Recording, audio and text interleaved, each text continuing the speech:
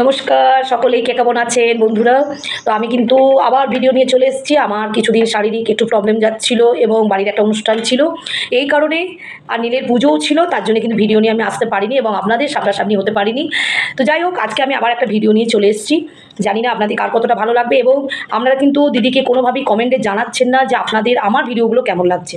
সত্যি আমি ভীষণ আপসেট আছি এবং কি বলবো, খুব অসন্তুষ্ট যে আপনারা যদি আমার বন্ধুই হবেন, এত আমার সাবস্ক্রাইব আছে, কিন্তু কোনো বন্ধুই জানায় না আমাকে, দিদি আপনার ভিডিওগুলো আমাদের ভালো লাগছে।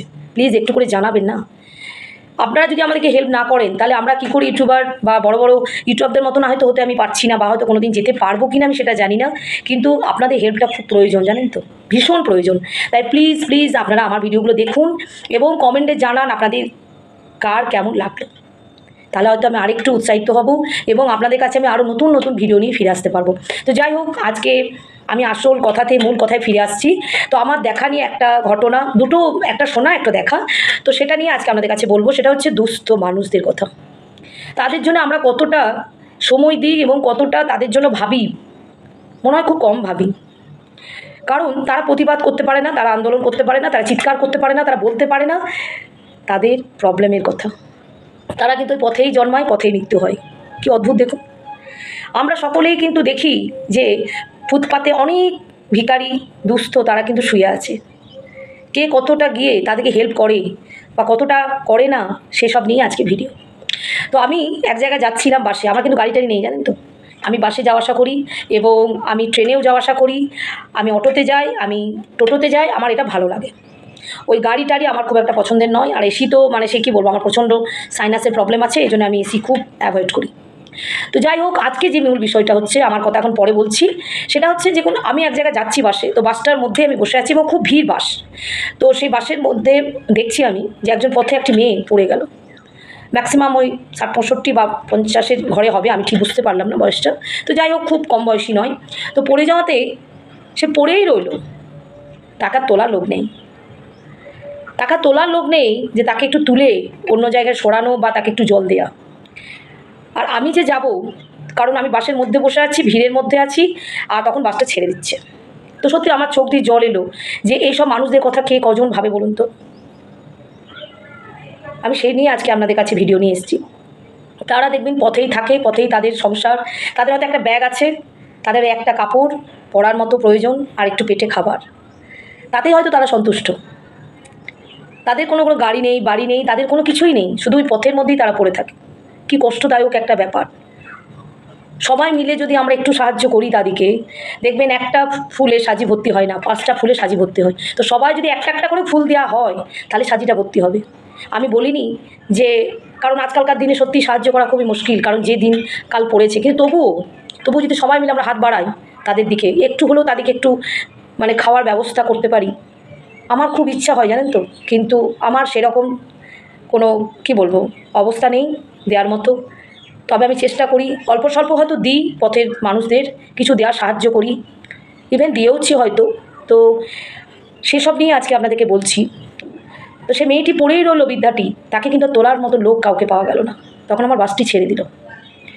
আরেকটা ঘটনাও বলি, মানুষ তো আছেই, আবার অমানুষও আছে, দর্শকও আছে। কত ঘটনাই তো পথে ঘটে, কজনই বা যায় বিপদে তাদের রক্ষা করতে, সাহায্য করতে।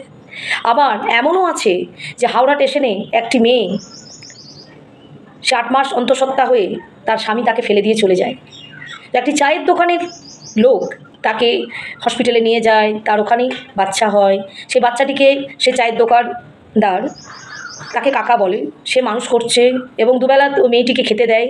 মেয়েটি কোনো রকম হয়তো ভিক্ষা টিক্ষা করে কোনো রকম তার জীবন যাপন করে, ছেলেটাকেও হয়তো একটু আধটু খাওয়ায়। তো সে এখনও যে মানুষ আছে, সত্যি এখনও মানুষ আছে। আবার এখনও এইরকমও দৃশ্য দেখতে হয় যে পথের মধ্যেই তাদের মৃত্যু, পথেই জন্মানো। তো এইগুলো সত্যি মর্মান্তিক ঘটনা আমাদের সমাজে এখনও হয়ে আসছে। জানি না এগুলো কবে বন্ধ হবে, আর আদৌ হবে কি না, আর কজনই বা আসে বলুন। এক শ্রেণী প্রচুর টাকার মালিক, তাদের হয়তো কত কত খাবার নষ্ট হচ্ছে, ডাস্টবিনে ফেলা যাচ্ছে, আর এক শ্রেণী খেতেই পাচ্ছে না। কি অদ্ভুত দেখুন, কি অদ্ভুত ব্যাপার যে এক শ্রেণী খেতেই পাচ্ছে না, তাদের হয়তো দুমুঠো ভাত জোগাড় করার মতো তাদের কাছে অর্থ নেই। তারা ভাবছে যে আমরা কালকে কি খাবো। আবার এক শ্রেণী খাবার নষ্ট করছে, ছেলেকে খেতে দিয়েছে, সেই ছেলে হরলিক্স ফেলে দিচ্ছে, কমপ্লেন ফেলে দিচ্ছে, কমপ্লেন মানে নষ্ট করছে,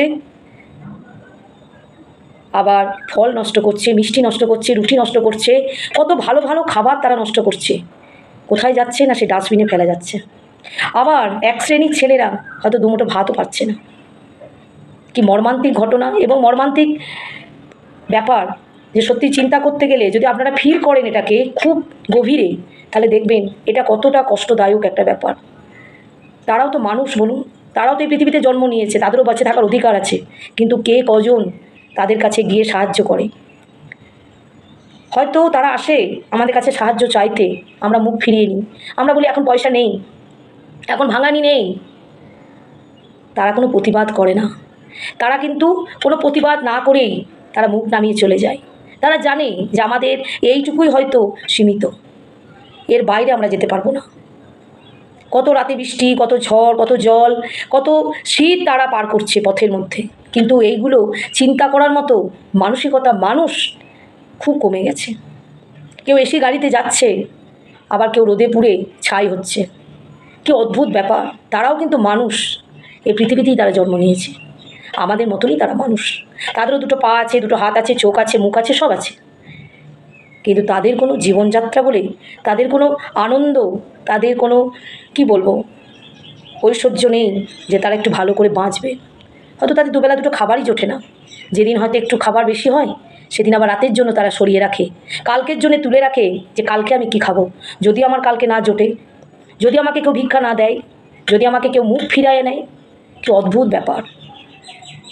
তো এই ঘটনাগুলো সত্যি আমার চোখের সামনে একটা ঘটলো, আবার আমার কানেও এসেছে যে একজন স্টেশনেরই চায়ের দোকানদার ওই মেয়েটিকে, বাচ্চাটিকে এখন অবধি চালিয়ে যাচ্ছে, এবং মেয়েটি খুব সন্তুষ্ট যে আমার নিজের বাবা মাও হয়তো এই কাকাবাবুর মতো এতটা করতেন না। তো আপনাদের ভিডিওটা কেমন লাগলো প্লিজ আমাকে জানাবেন, এবং আপনাদের জানানোর আশায়, কমেন্টের আশায় আমি বসে রইলাম। আজকে এইটুকুই, সকলেই ভালো থাকুন, সুস্থ থাকুন, এবং কিছু মানুষের জন্য কিছু করুন, দেখবেন এর থেকে শান্তি মনে হয় আর কিছুই হয় না। ঈশ্বরকে তো আমরা কত কী দিই বলুন, ফল মিষ্টি, কত দামি দামি ফল দিই, মিষ্টি দিই, কিন্তু ওই মানুষগুলোকে যদি আমরা দিতে পারতাম। বিবেকানন্দ বলে গেছেন, শিবে চেশ্বর, মানে যেই জীবকে দয়া করবে, জীবকে কি বলবো সেবা করবে, সেই ঈশ্বরকে পাবে বা ঈশ্বরকে সেবা করা হবে। তো যাই হোক, আজকে এইটুকুই, ভালো থাকুন, সুস্থ থাকুন, আজকে এইটুকুই, টাটা, নমস্কার।